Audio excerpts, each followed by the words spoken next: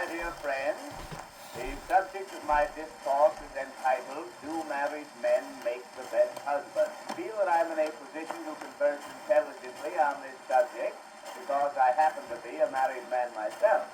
I'm not bragging about it, understand, nor do I wish to say anything against marriage, not being a profane man as a rule. Furthermore, I'm really very, very happy.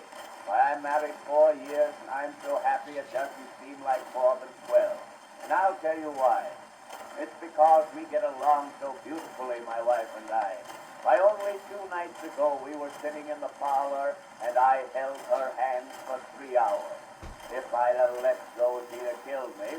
It's a funny thing how I came to meet my wife, one of those romantic seaside affairs. I was introduced to her by a chap to whom I owed $5. Now he'll never get it. Of course, he knew I would never pay him back while I was conscious, so in order to get square with me, he introduced me to this female dreadnaught. We got to be very friendly.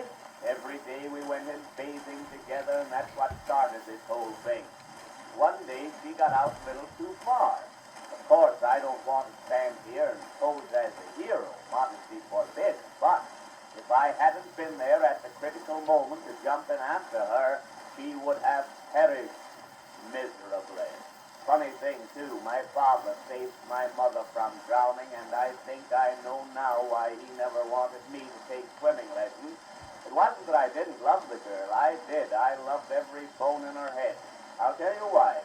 In the first place, she came of a very aristocratic family. One of her uncles, being a retired bank president, the judge retired him for 10 years. And another thing, she was a very, very pretty girl. She had the prettiest teeth I ever saw. They were beautiful, both of them. Really, she had 3, but one was back so far you couldn't see it, so I'm not counting that. Well, anyway, having saved this woman's life, I decided that I would propose to her and get married. They do that in the books, and I was out of work anyway. So I picked out a nice evening for the terrible deed. When I rang the bell, she met me at the door with a smile spread all over her beautiful map. I had a little bouquet of flowers in my hand, some lilies of the alley. Those were just to pave the way. I handed her the bouquet, and with my voice just choking with emotion and love and buttermilk, I said to her, "Kitten." I called her Kitten till we were married 9 days, and then she got her eyes open. "Kitten," I said, "will you marry me?" She said, "Yes, I don't care what becomes of me." So the next day I called on her father to get his consent to the marriage, because the marriage of a daughter is always a big event to a father. Sometimes it gets him a home.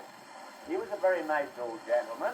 We had been boozing friends. I liked him because he was a well-educated man, very fine musician, undoubtedly the greatest soup whistler I ever heard.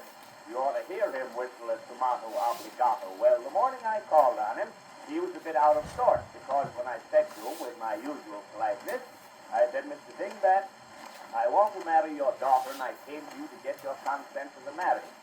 He said to me, "What will you do if I refuse my consent to this marriage?" Whereupon I replied, "If you refuse your consent, there is only one thing I can and will do. I will simply take your daughter away from you, and you will never, never see her again." So he refused.